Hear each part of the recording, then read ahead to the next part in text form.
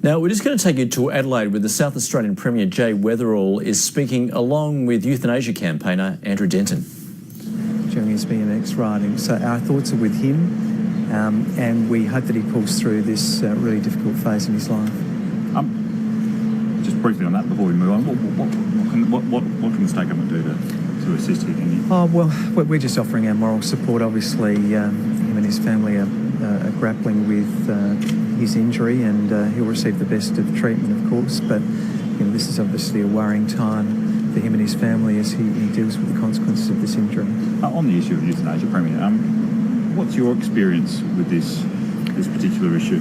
Well, from my perspective as an elected representative, I believe it's my role to provide the legal mechanism for people to make this most profound choice about the future of their own lives.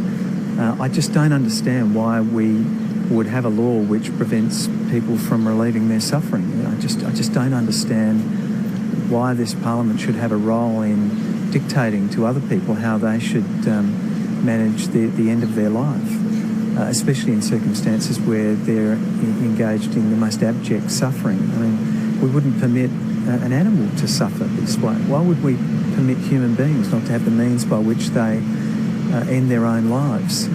At a personal level, I remember at the earliest age my father telling me when he was a little boy, seeing his father, my grandfather, who was blown up during World War II, suffering a long and lingering death as the consequences of the injuries he sustained during an explosion when he was detonating mines in his role as part of the Navy. And he can remember looking through the crack in the doorway with his father on his knees begging the doctor to end his life. Why should we be putting people through that?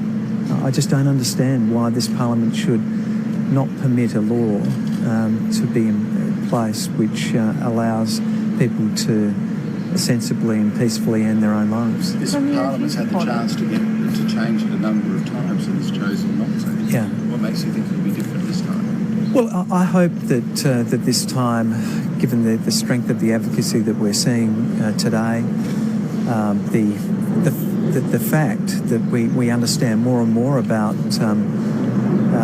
this issue, the fact that we've introduced some nation-leading palliative care measures, but that they can only go so far. The palliative care measures that we have in place, which were offered as the solution to this issue, don't solve the issue. There are still some people who wish to take control of the final days of their lives, and they're not permitted to by current legislation. Now, we know that informally there are decisions that are made between doctors and families which achieve some of this objective. But why should that be underground? Why should that be the subject of essentially this grey area in terms of legal liability, when really doctors who do cooperate in this way could be exposing themselves to charges of murder? Are the right safeguards? What are the stumbling blocks now to getting it through, given it has failed on 15 attempts? Well, I think it's just a matter for the individual consciousness of members of Parliament. They have to make their own decisions. I respect everybody's decision. They bring to this debate many different perspectives. Some bring a religious perspective. Others bring a practical perspective and a concern about abuse and safeguards. These are all legitimate perspectives, but I hope that there's a majority to pass this legislation. In terms of safeguards in this current bill, are you comfortable with the fact that, from what I understand, you don't have to be terminally ill to want to undertake euthanasia? Does that not pose risks in terms of people's, I guess, frame of mind? Well, I think there are safeguards about the need for people to be of sound mind and for there to be certifications from relevant practitioners. But it needs to be remembered, not all suffering is necessarily directly related to the terminal phase of a terminal illness. It may well be that somebody's life is rendered for them unbearable because of a physical condition long before it enters the terminal stage of a terminal illness. Are you disappointed this Parliament seems to think that it has the business to tell people, whether they're male or female, that it can tell transgender South Australians that they can accept lesser health care?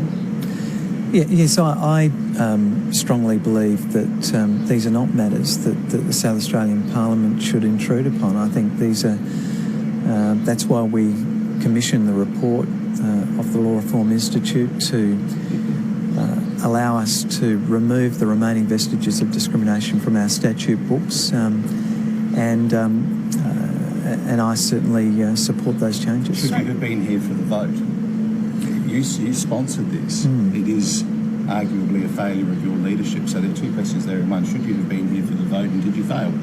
Well, I would have preferred to have been here for the vote, but I was prevented from being here because of the arrangements that I made with Mr Marshall to travel to Finland. I would have much preferred to have been here for the vote, but I understand that this will be a matter that will receive further ventilation either this year or next year, and I hope to be in a position to vote for the legislation at that point. But look, I commenced this agenda through announcing the preparation of the report. I understand that there is a majority of support for this in the South Australian Parliament.